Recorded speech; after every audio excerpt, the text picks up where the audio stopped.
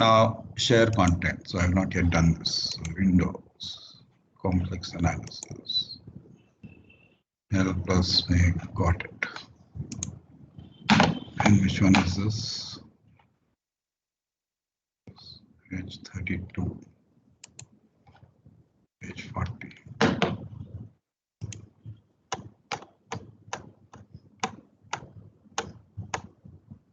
No, I'm on page 40. Maybe.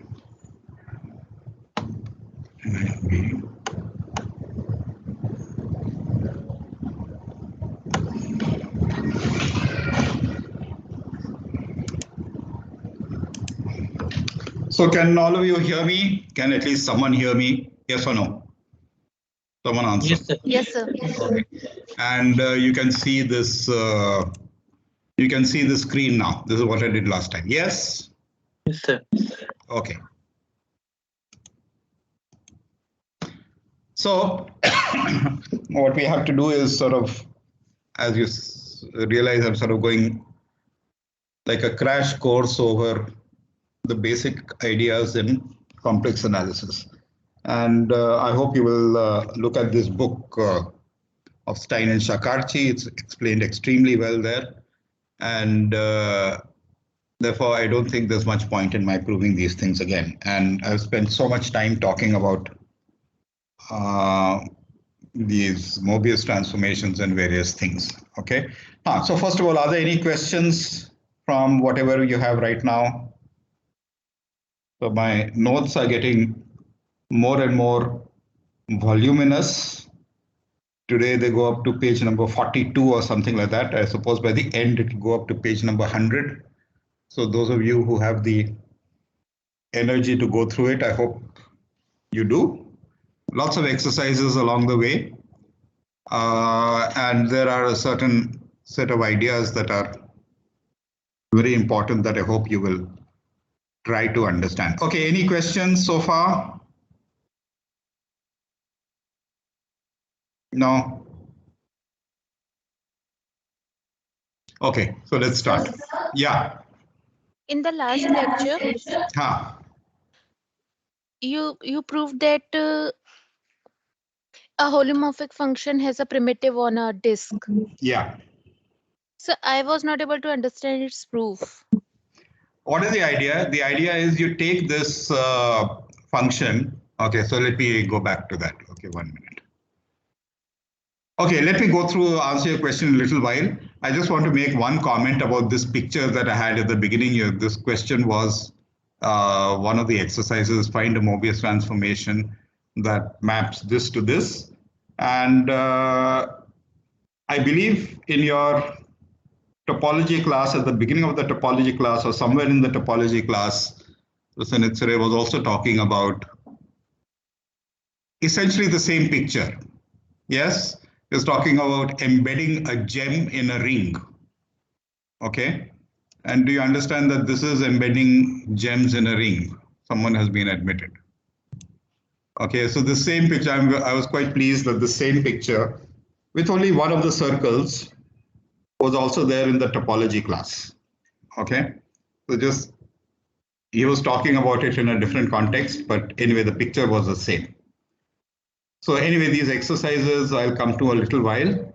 And your question was something to do with, so let me quickly go through what I had done last time. Was that if you have if your function little f has a primitive, then this integral depends only on the integral of, if little f has a primitive capital F, then the integral of f depends only on the endpoints. And therefore, if the curve integral of f over a curve, remember this is the integral over a curve, depends only on the endpoints. And this is basically your fundamental theorem of calculus. Okay. And therefore, if the curve is closed, then the integral is equal to 0. And therefore, if the derivative is 0, okay, then the function must be constant because the integral is independent, etc., etc. Okay. And the converse was, I think this is what you're asking, that if you have a region and the integral is equal to 0 for all integral over every triangle. No, this was not what you're asking. You're asking at the next stage. Yes, If the sir. integral is 0 at every stage at over any triangle, then the function is holomorphic. So I have sort of given you the outline of the proof. Okay. And here, I think this is where you have a problem, that holomorphic function has a primitive. Okay. So suppose the disk is B01. Okay. Because the function is holomorphic, the integral of the function over any path is independent of the path. It only depends on the endpoints of the path. That is what I've said here. Yes, where have I said it? Yes, sir. Here. No, before this, no? Where have I said it? Somewhere I said that if the function is holomorphic, okay. Somewhere I said this. Where have I said this? I must have said this somewhere. If a holomorphic function, if a function is holomorphic where D is a disk, then the holomorphic function has a primitive. Okay. So f is holomorphic. The integral of this f, define fz to be this, and then what do I want to say? Define fz to be the integral over this path, and then you want to show that f prime is equal to f. Okay. So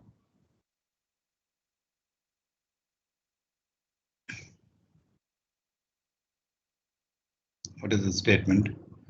A holomorphic function has a primitive in D. So suppose little f is holomorphic. I define fz to be this. Okay. Then you have to prove that f prime z is equal to z.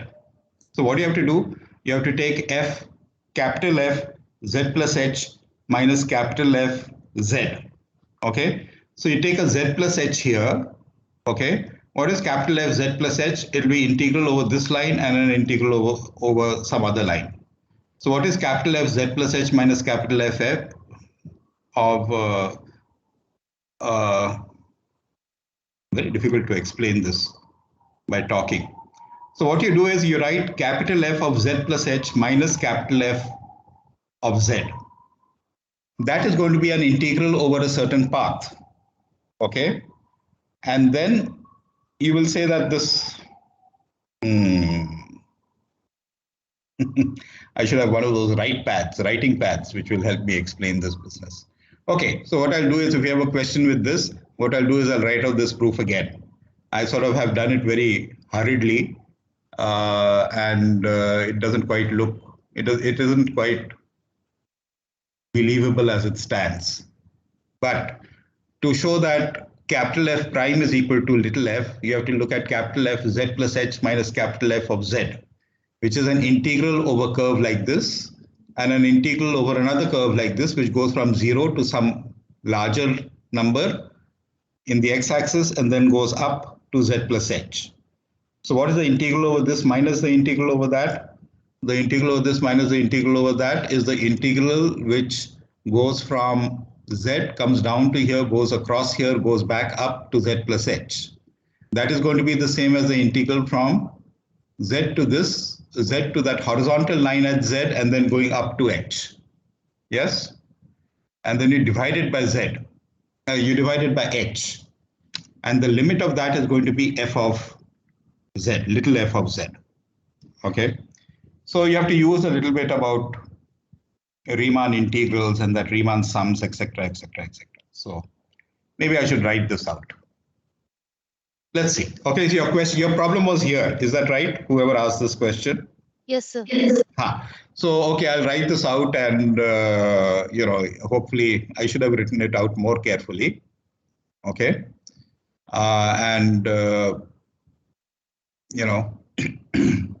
To make it clear, I should have drawn the second capital F of Z plus H. I should have drawn that figure, which I have not. Okay. But the figure is you look at the point Z plus H. Z plus H is sort of on the northeast of Z.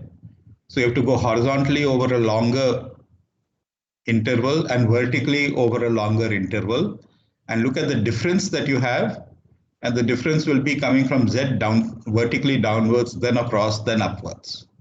Okay.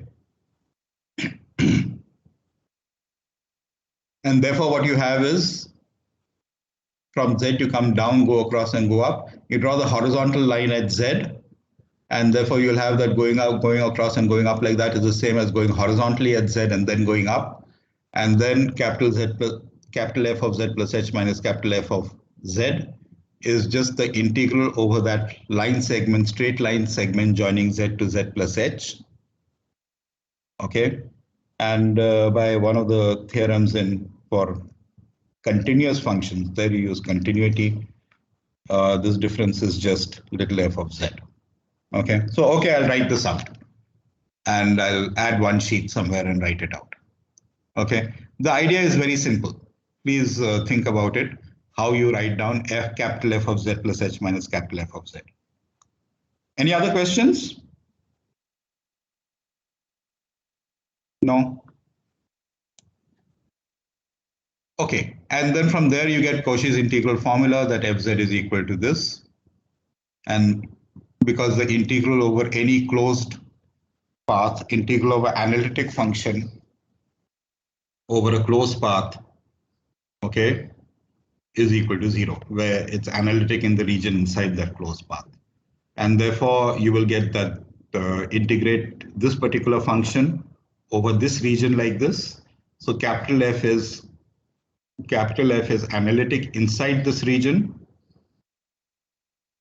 And therefore the integral of capital F is equal to 0. Okay. And then you see that this first part tends to 0. Okay. When epsilon tends to 0, and the second part over the curve is going to tend to Fz dz, and there's a 1 over 2 pi comes out. Okay. So again, this is just integral of what I want to write down is that integral of f zeta d zeta over this region is 0. Okay.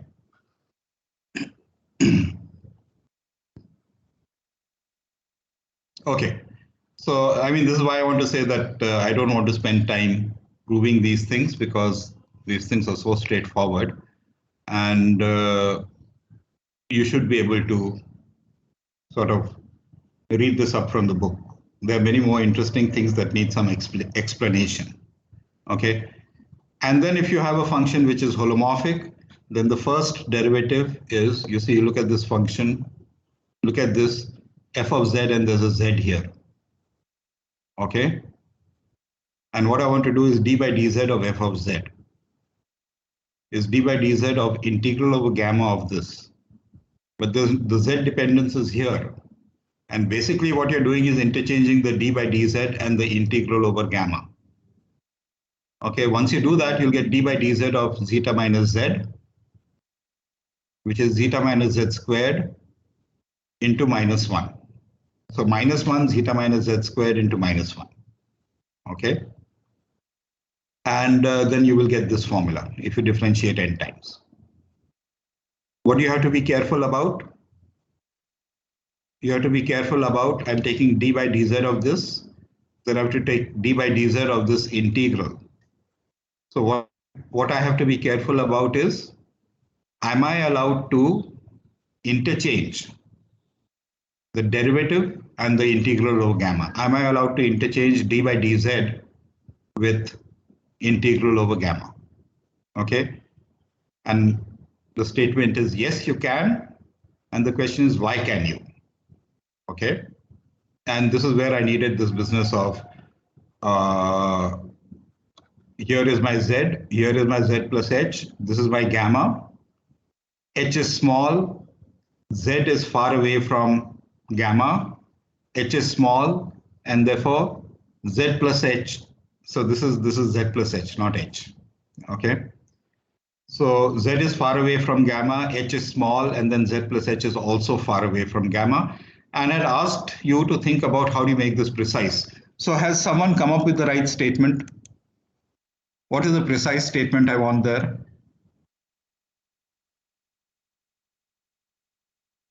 Anyone thought about it?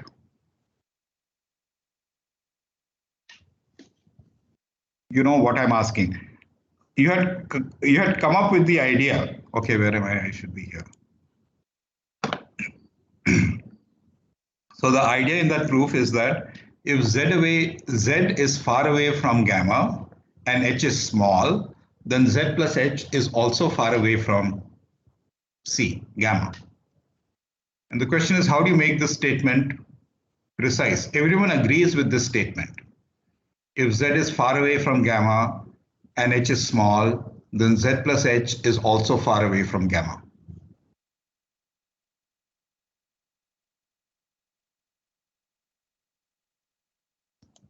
Come on, I expect someone to come up with a epsilon delta statement. What is the epsilon delta statement? Or actually, what is the only epsilon statement? No?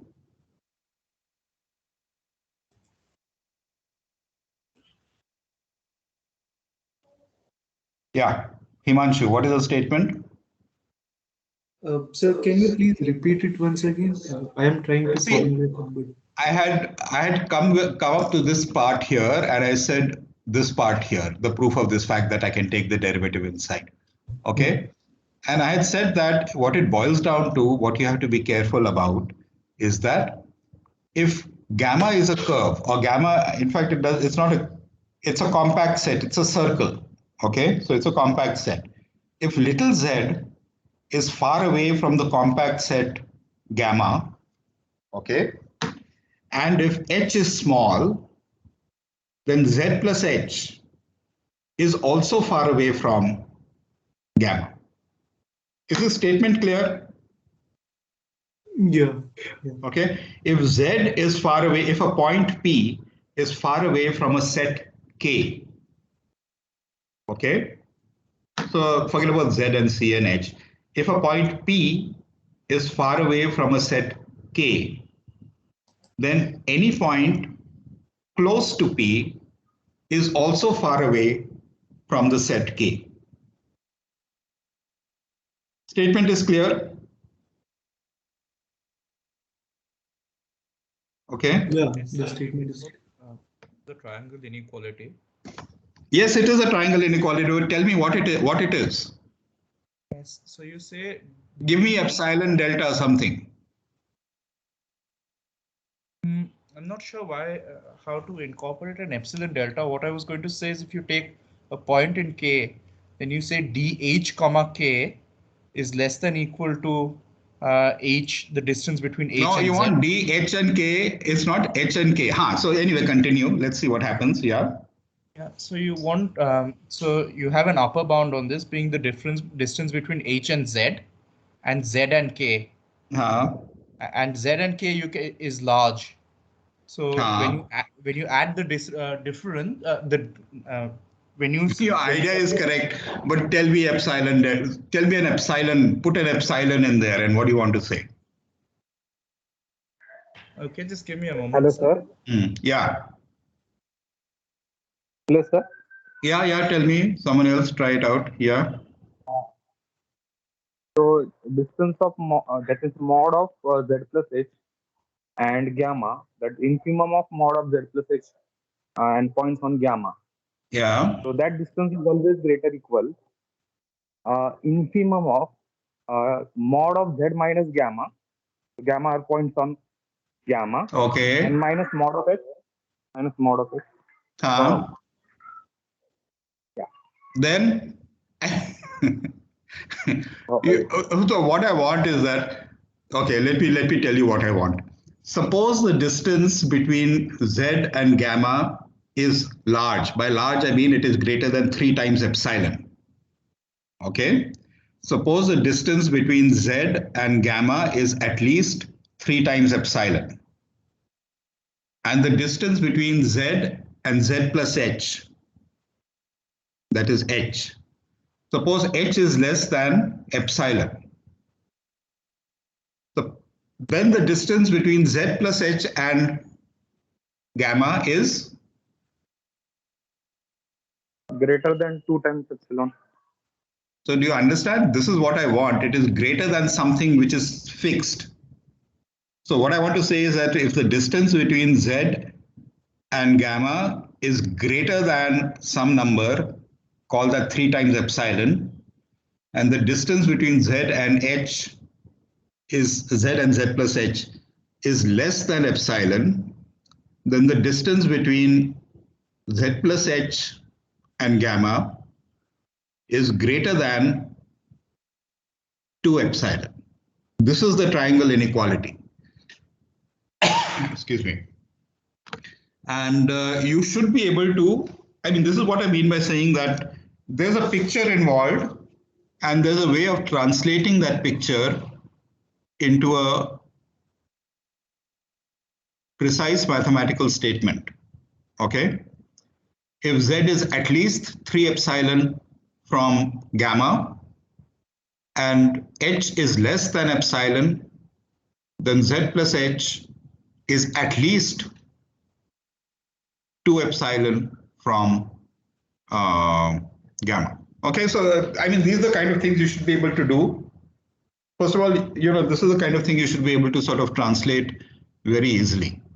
Okay, so anyway, this is what I had done last time, and then therefore you get this holomorphic business that you just take the absolute value.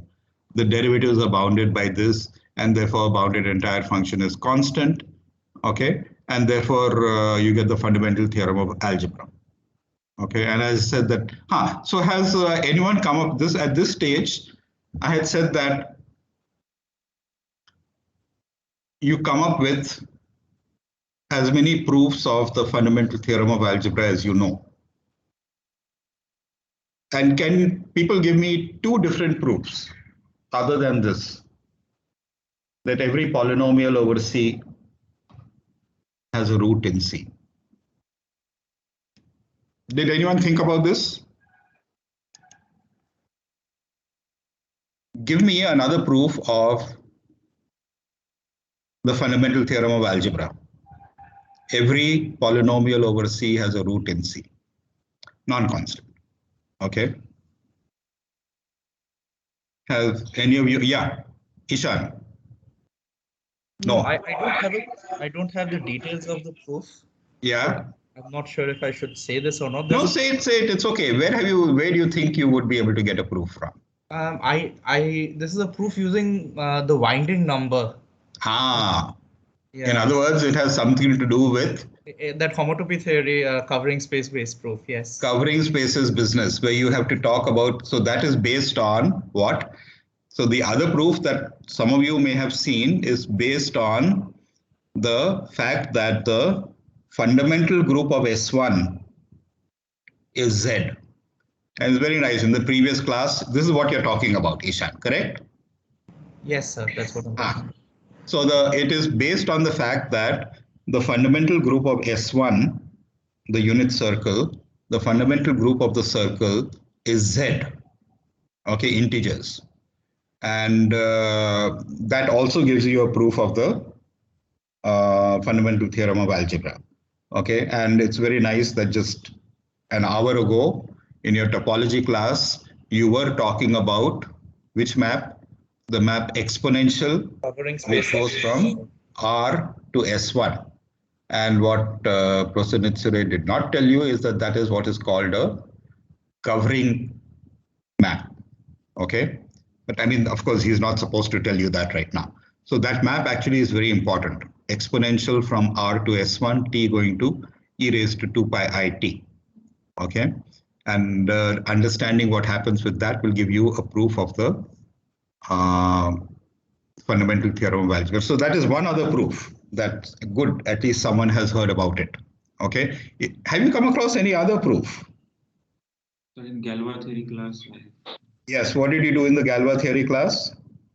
I don't remember the proof. So there's another proof which comes in the Galois theory class in some way or the other. So it is worthwhile thinking about it. And any others? Yes, sir, but this I got as an exercise which I never got around to doing for geometry. Namely, yeah. There's a way to do it using differential geometry. How? I can share the proof. I don't know about it. Good. Share it. Let's see how it comes out. Okay. So I believe that whatever you do would probably have be related to this fundamental theorem of, fundamental group of S1 will be Z. Okay. But anyway, why don't you share it? We'll see what happens. Allow me to share the screen, please. Okay. So what do I do to allow you to share the screen? I stop sharing, is it? I believe so, sir. So let me stop sharing. And now can you share? Yes, I believe so. Let me share just 1 second.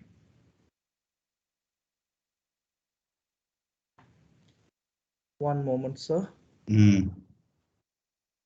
Yes, this one. Extra credit exercise. Let's see. Therefore, in this course, we will encounter a few different proofs of the fundamental. Very good. Okay. So one is from this Cauchy-Riemann equations. Critical points are points where f prime vanishes. S2 minus n is diffeomorphic to R2. So we have just done this. Okay. This is your stereographic projection. And then this can be mapped to a smooth function f from S2. So conclude that f has only finitely many what is a critical value? Okay. So because of this, any point P in the codomain, there's a small neighborhood such that f of u is pairwise disjoint because it has finitely many. Okay. Conclude that f, go down, is surject. Oh, by the way, the first part of it we have done. This S2 minus n is diffeomorphic to R2. Yes. Okay, this we have done just now. Conclude that f has only finitely many critical values because it's diffeomorphic to this. Let P be the set of critical values and show that this, and therefore you have so many points remaining. Because of this, any point P in the codomain, there's a small neighborhood such that this is the inverse image of pairwise disjoint things. Okay, that's okay. Now define a real valued function by Cf of Q is the number of points in F inverse Q. It's locally constant and well defined because it's an isolated closed subset. This is okay. Go down further. So this is the last part. Oh, note that since Cf is constant and this is connected, therefore Cf cannot be zero anywhere, and note that it is zero nowhere. F is surjective and F attains. Very good. We have essentially done all of this. Okay. So it's worthwhile. It's a very good example. So please, why don't you share it with everyone? You know how to share with everyone else in the class? I can share this on the WhatsApp group if that's share it on your WhatsApp group. Okay, Yes. so this is a different proof. Okay, and it has something to do with critical points of that function. There are only finitely many ones. So this is a different proof from what we have been talking about. So this is one other one. And please share it on the WhatsApp group. I hope someone will go through the details. Yes, Okay. I'll stop the sharing from my side right now then. Okay, so you stop sharing so I can share myself. Okay. Yes. Very good. So now I can, what is happening here? So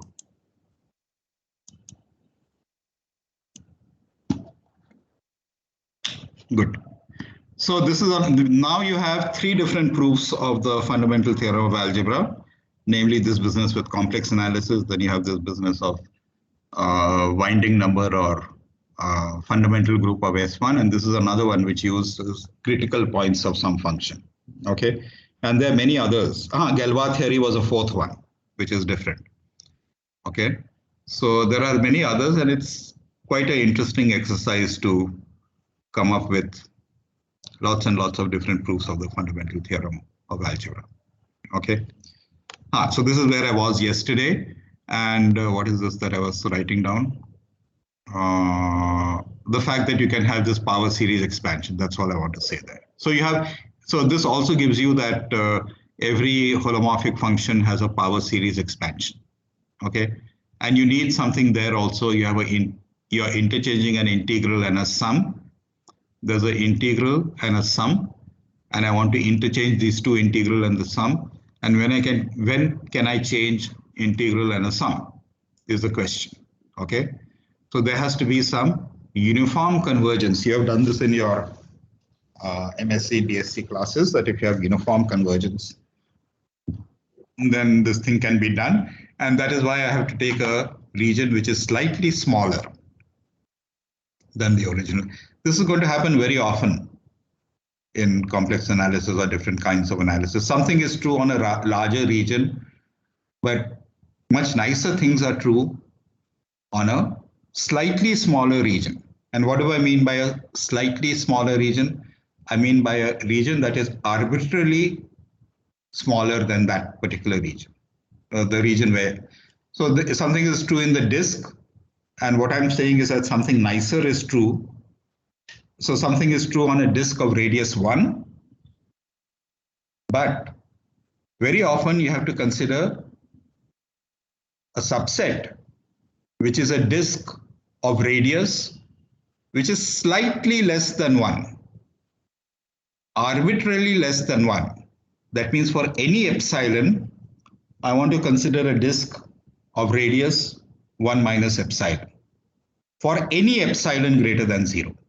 Okay, so the disk I'm considering is a subdisk which is arbitrarily close to the unit disk, but it is not the unit disk. Okay, so the point here is that if you're slightly inside from the unit disk, nice things happen. But at the boundary of the unit disk, very bad things can happen. Okay, and people are worried about boundary behavior of holomorphic functions. Okay, because things can get really bad near the boundary. But so long as you are far away from, so long as you are away from the boundary, but you could be arbitrarily close to the boundary. I mean, this is a distinction. What do I mean by that? I mean, if you're on a disk of radius 1 minus epsilon, for any epsilon greater than 0, then nice things happen. Okay, uniform convergence and all that kind of business. Okay, so this phenomena actually occurs quite naturally and quite often in a lot of the things that we are going to see. So, and this is sort of the thing that you should keep in mind, that even if something is holomorphic and is holomorphic on the disk, much nicer things happen inside the disk, but arbitrarily close to the full disk. That is what is going on here. I'm choosing something less than r less than 1. So you're fixing this r less than 1, and you're doing things inside that. Okay, then there's some uniform convergence, and I can interchange these two things. Okay, so you get this power series. So it says that a holomorphic function is always has a power series around a point where it converges, which converges uniformly for z minus z naught less than eta less than r. And then immediately from this, you get that a holomorphic function is completely specified or is determined by the values of the holomorphic function on any sequence that converges to a point in the domain. F is holomorphic in omega, and suppose there exists a sequence an in omega such that the limit of that sequence, an are points in omega, and the limit is in omega. That means the sequence an has a limit point. I don't really need that. I don't really need the whole sequence. I just need that. What I need is that the sequence an has a limit point. Ans are all in omega, and the sequence an has a limit point a, which is in omega. I want this limit point to be in omega. Okay, so either I call it limit an or lim for whatever I want to say. So the sequence an is a sequence of points in omega such that the limit point, the sequence has a limit point in omega. And suppose f of an is 0 for all n, you conclude that f is identically 0 on omega. So I hope you understand that this is a very strong condition. Okay, I'm saying that if you have this sequence and f is 0 at every point on that sequence, then f is identically 0. Okay, and you must understand that this result is not true for real valued functions which are infinitely differentiable. Yes, what is the example what is the, so this is true for holomorphic functions, okay? What is the example of a function which is defined on some open interval in R, because I want open connected set in R. So I want a function from some open connected set. Suppose the set I choose is 0, 1. What is the example of an infinitely differentiable function defined on the open set 0, 1, which is not identically 0, and which has infinitely many zeros in the interval, open interval 0, 1? What is the example? So sine 1 by x. So do you understand the standard thing is sine 1 by x, okay? So sine 1 by x has infinitely many zeros, okay? And in fact, it does not have any limit point in the open interval 0, 1, okay? And sine 1 by x is differentiable infinitely often in the open interval 0, 1, okay? And it has infinitely many zeros, and it is not identically 0, okay? So there is something very strong about this condition for complex holomorphic functions. This is some kind of, the complex holomorphic functions are in some sense rigid. What do I mean by rigid?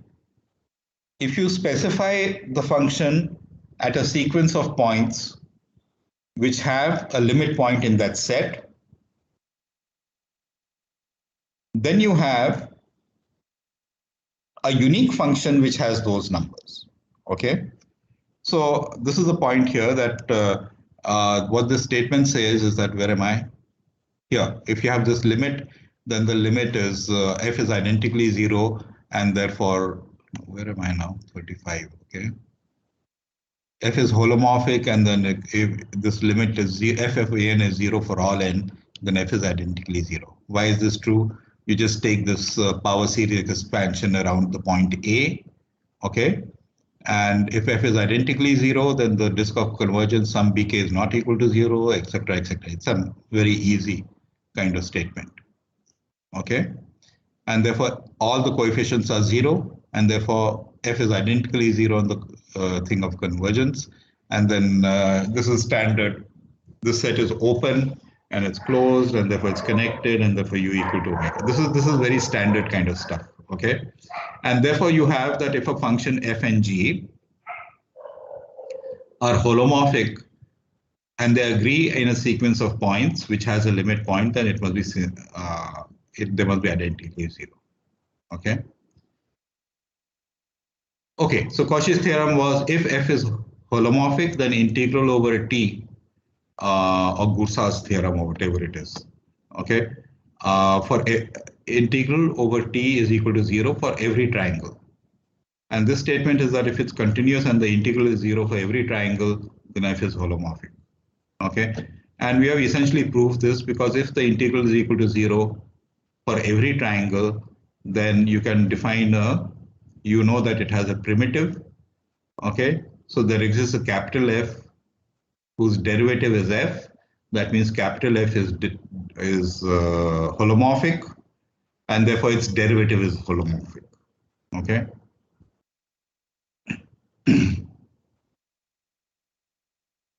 And therefore, you will get that this is this theorem, which actually is a theorem that is used reasonably often. And this idea is again going to be quite important.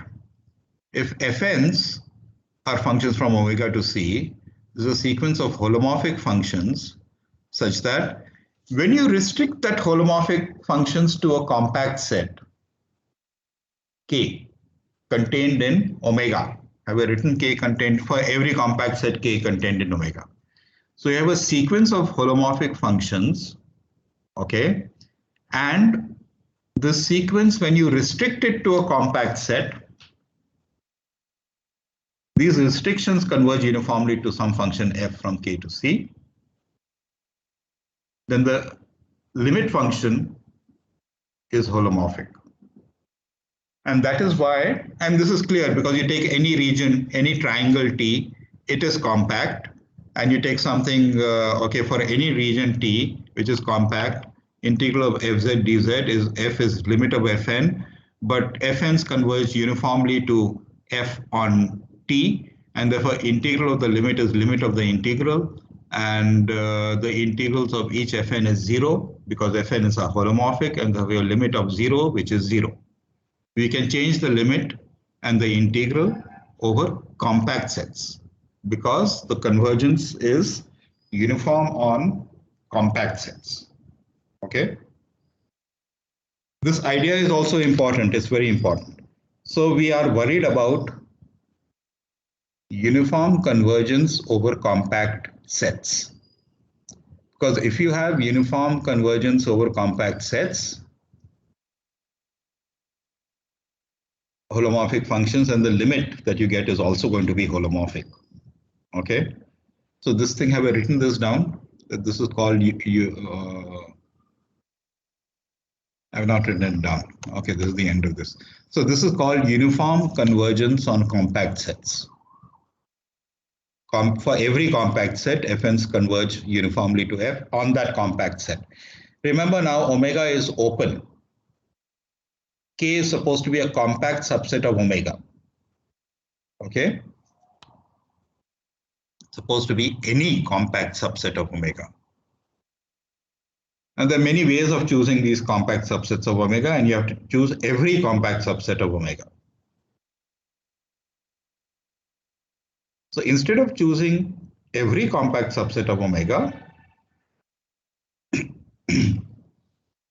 there is a method of finding a family of compact subsets, not family, I should say. There's a method of choosing a sequence of compact subsets Kn of omega such that Kn is contained in Kn plus 1. So there is a method of choosing a family of increasing compact subsets of omega, Kn contained in Kn plus 1, such that the interior of Kn is contained in Kn plus 1. So interior of Kn is contained in Kn is contained in Kn plus 1. So the point is that what we are doing is we are finding this family of compact subsets such that the interiors of the first is contained in the previous is contained in the next. Okay, so interior of Kn is contained in Kn bar, and Kn bar is compact because it is closed, so that is Kn, and that is contained in Kn plus 1. What do I want there? I want something. Interior of Kn is contained in interior of Kn plus 1, obviously. The interior of Kn is contained in Kn plus 1. That is enough. There is this family of compact subsets that are increasing such that the interior of the first compact set is contained in the succeeding compact set. Okay. And then the union of all these compact sets is omega. So this is a topological construction. Yeah. Someone is saying Hello, something. sir. I had Yeah. a question. Sir, we are taking a increasing sequence of compact sets, that is Kn contained in Kn plus 1. Yeah. Then obviously the interior of Kn will be contained in Kn plus 1. That's true. That is this obvious. Extra, so, yeah, no, that is I want obvious. some, no, what I want, this is obvious because Kn is contained in Kn plus 1. So what do I want? Okay. And so if Kn is, so there's something more that I want. I should be slightly more careful. What you're saying is right. If Kn is contained in Kn plus 1, then obviously interior of Kn is contained in Kn plus 1. So I want to say something else. I want to say that each has non-empty interior and the unions of the interiors. Maybe I want to say that union of the interiors covers the whole omega n. I want to cover the whole of omega n's by this family of increasing compact sets. Okay. So there's something more I should say. I should say that each Kn has non-empty interior, and union of the interiors of Kn cover the whole space, omega. I think that's right. Okay. So yeah, thank you for that. I should not have said that. But anyway, there's a point of constructing these families. Okay. And how do you construct this family in R2? You're doing this in R2 because you have the complex plane and you're identifying it with R2. Okay. Or you can do the same thing also in Rn. Okay. You have an open set in Rn and you want to find a family of compact sets Kn which are increasing and such that the interiors of Kns cover the whole space, cover the whole of the open set that you're talking about. So this construction actually is an important construction because it's used so often in very different contexts. Okay, so maybe I'll say this again in a little while. Okay, so this is a good place to stop. Let me see. And then, so now today, 36, there's nothing else in this, na? Every compact set, and therefore the derivatives also converge uniformly, etc., etc. So we are at the end of this. So, no, what have I done? Oh, I've gone out, is it? Join conversation, download. Something wrong.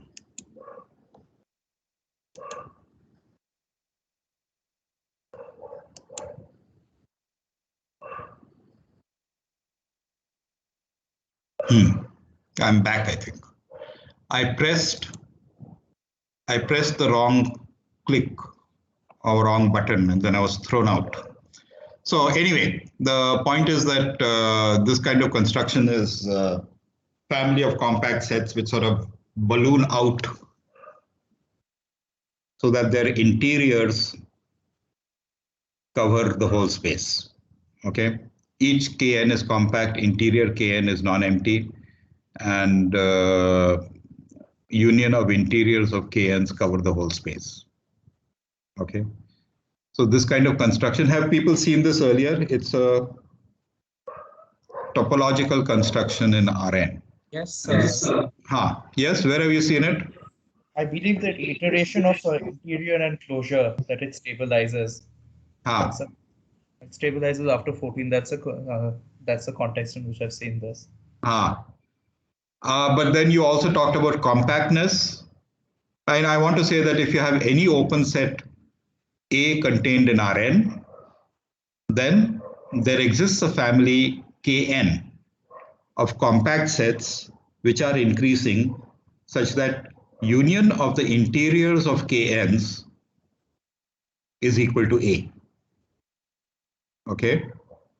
And then how do you construct these Kns? Is this what you have seen? Not quite. Not exactly. So this is true in any Rn. In particular, it's true in R2, which is C. Okay. And this construction is used quite extensively in different contexts. So so I'll continue. Now, there's supposed to be a problem session after this in complex analysis. And for some reason, I'm going to change this problem session into a lecture. So the lecture will continue now. Okay, we'll have how many minutes break do you have in between this? So let's not make it 15 minutes. Let's make it a 10-minute break. Okay. And we'll have a lecture at 17:55 again. We'll have a break for 10 minutes. We'll have a lecture after that again. And in sometime later, in the subsequent weeks, sometime, one of the lectures will be converted into a problem session. And we'll tell you, I mean, I'll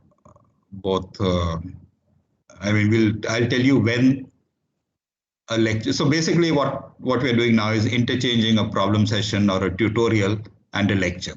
So now at 5 to 6, we'll have a lecture of 1 hour and you'll have a problem session later on sometime in the time of the lecture.